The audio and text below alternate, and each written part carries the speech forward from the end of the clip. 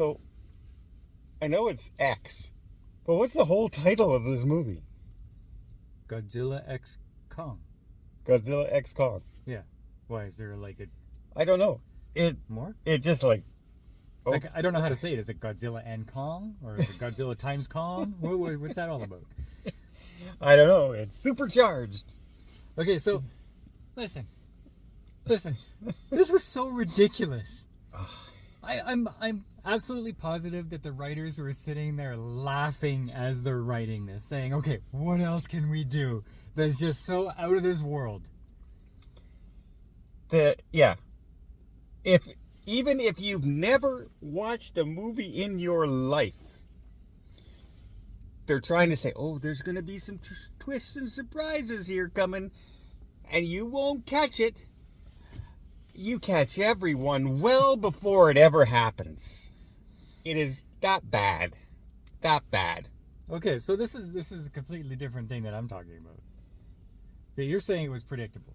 Yes. Okay. And stupid. I'll agree it's stupid. Okay, there. I'm going for that. You're going for that. I'm going for that. Like, I- Kong is now doing Home Alone. Yeah. Kong is backed up in his cave, and he has traps set everywhere. Oh, sorry, is this a spoiler review? I guess so. He has traps set everywhere. And you think, okay, fine. He's Home Alone guy. Then there's another place where their monsters are anti-grav zipping through the air battling. Like they're in space or Dragon Ball Z or something. Yep.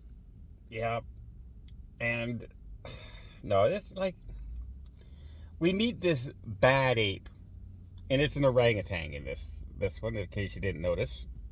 Is it orangutan or chimpanzee? Orangutan. Okay. And it is the leader of the pack of Kongs that they find, a new civilization. Because Kong is lonely, and he keeps looking for his family. He finds all these guys. And he finds all, and he's, oh, hey, great. And then when he goes down, he finds out, oh, wait a minute. Everybody down here is evil kind of thing and miserable and all this. And it's because the leader is, like, instilling fear in everybody. And it looks like they're mining down there for some reason. We don't know what they're building. It doesn't say they're building anything.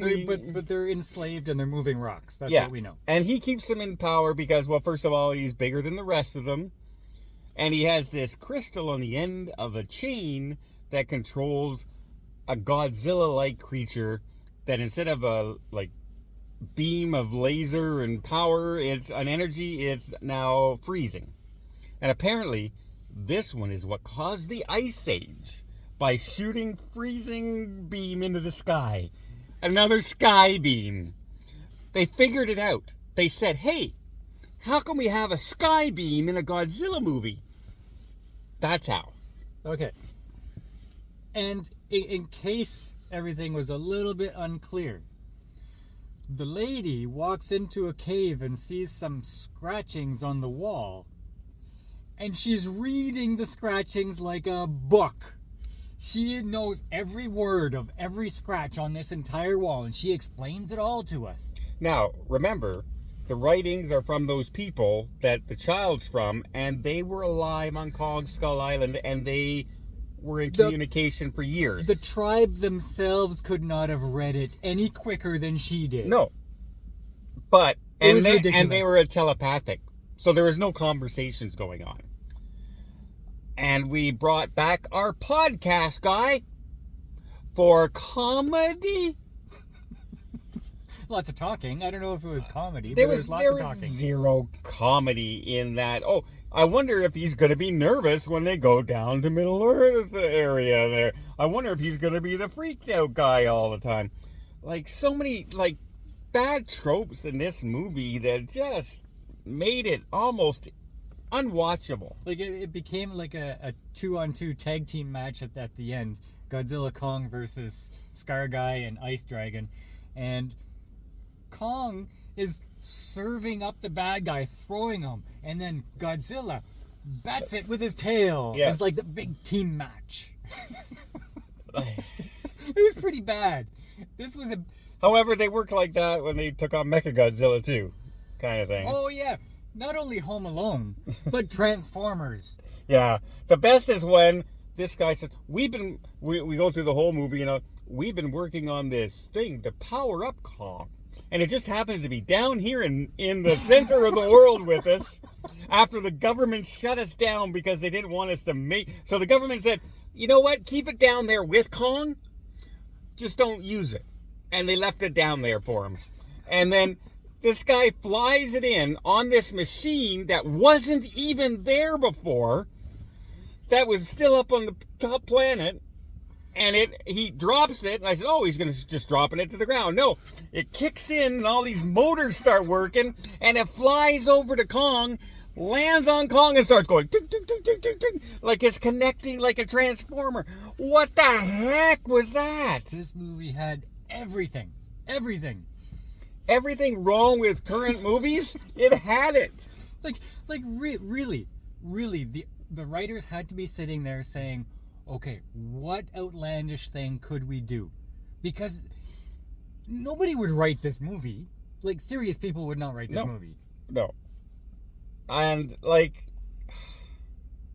But was it a bad movie? Like, back in the 80s and 90s, we were probably watching, and 70s, we're probably watching movies that were ridiculous, and we enjoyed it for the spectacle.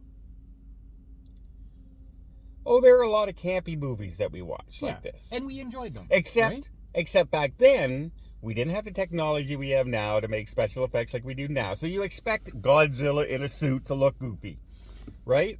But the story was still a story. These stories that they're telling right now are really bad. Like, it seems like they're thinking, okay, it's not good enough to have just a straight monster storyline. How can we go and make it super weird? And the earth flips around and gravity flips around. And these people who live in the middle of this all they have to do is pour this little liquid into the water and it changes the gravity of the world.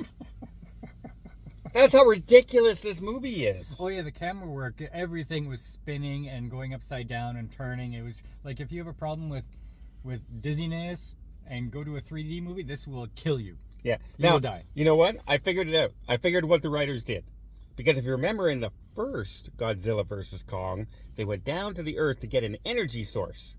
And they uploaded the energy source on a UPS drive and sent it up to them. And suddenly they could create all this power from the center of the earth. And they said to themselves, well, if people believe that, let's see what they'll believe in this movie. Yeah, well, I felt kind of bad. So I'm watching it and I'm thinking, wow, this is way over the top. This is way over the top. But can I just turn my brain off and enjoy it for the spectacle? Popcorn. I tried. No brain. I really tried. A Godzilla movie to me should be just campy fun. But I was cringing all the way through this. Yeah. Every character. Everybody. And we just saw Godzilla -1. A few months ago. Yeah. And we raved about it. Yeah, there was story. There was heartfelt emotion. There was trauma. I will give this movie one credit.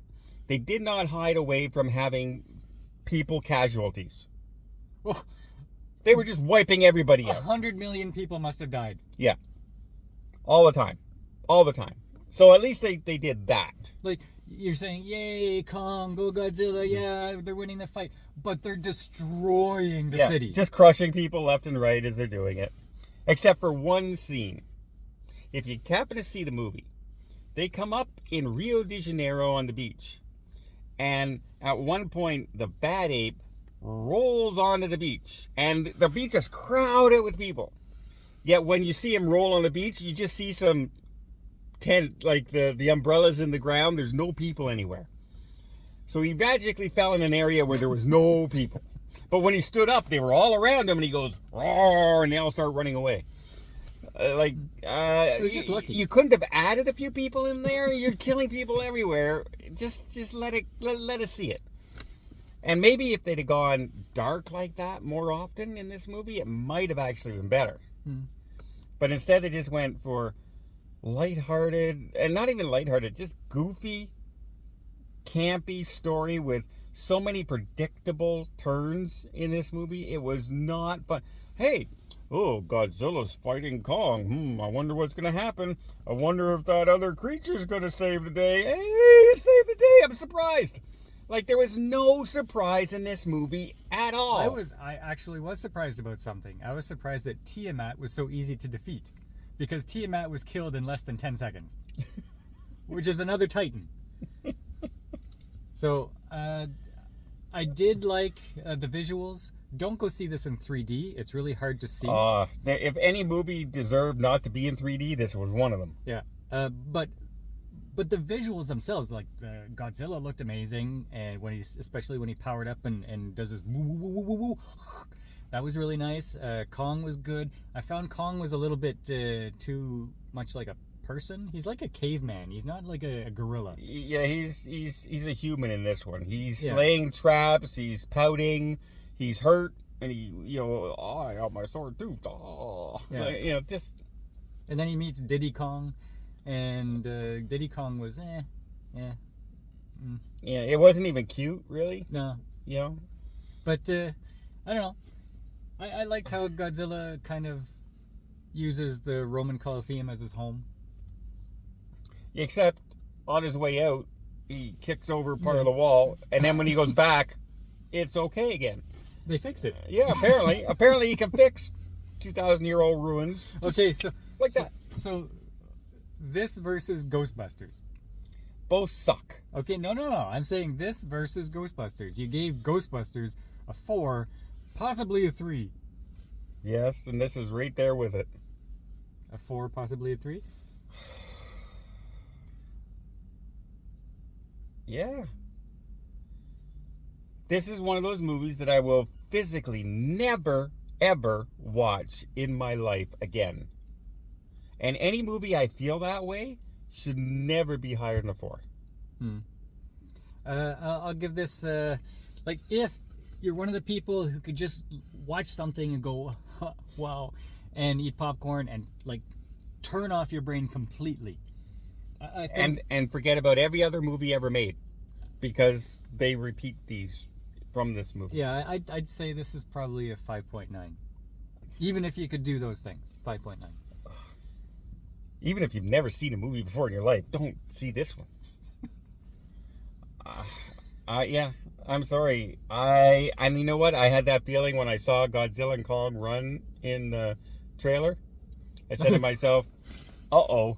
This is Godzilla, yeah. not Kong. Yeah. Godzilla. Uh-oh. This is not going to be good. And I was right.